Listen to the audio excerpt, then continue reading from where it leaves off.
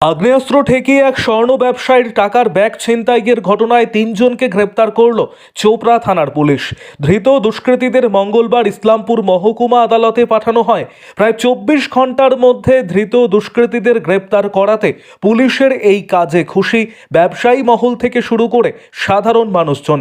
উল্লেখ্য, গত রবিবার শিলিগুড়ির এক স্বর্ণ ব্যবসায়ী চোপড়ার বিভিন্ন এলাকায় টাকা কালেকশন করার পরে সোনাপুর এলাকায় কালেকশনে যান। সেখানে বেশ কিছু সোনার দোকান থেকে টাকা কালেকশনের পর গাড়িতে ওঠার সময় পেছন থেকে এক দুষ্কৃতী ওই স্বর্ণ ব্যবসায়ীর কোমরে আগ্নেয়াস্ত্র ঠেকিয়ে টাকার ব্যাগ ছিনতাই করে পালিয়ে যায়। এই ঘটনায় ৩ জন দুষ্কৃতীকে চোপড়া থানার পুলিশ গ্রেপ্তার করে। ধৃত দুষ্কৃতীদের কাছ থেকে নগদ টাকা সহ রূপোর গয়না উদ্ধার করে পুলিশ। ধৃত দুষ্কৃতীদের 10 দিনের পুলিশি রিমান্ড চেয়ে আদালতে পাঠানো হয়। জুতা নেই,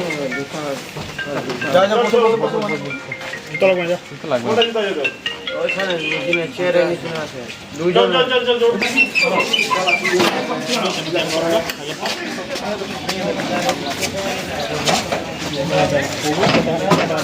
কজন গেল? চারজন।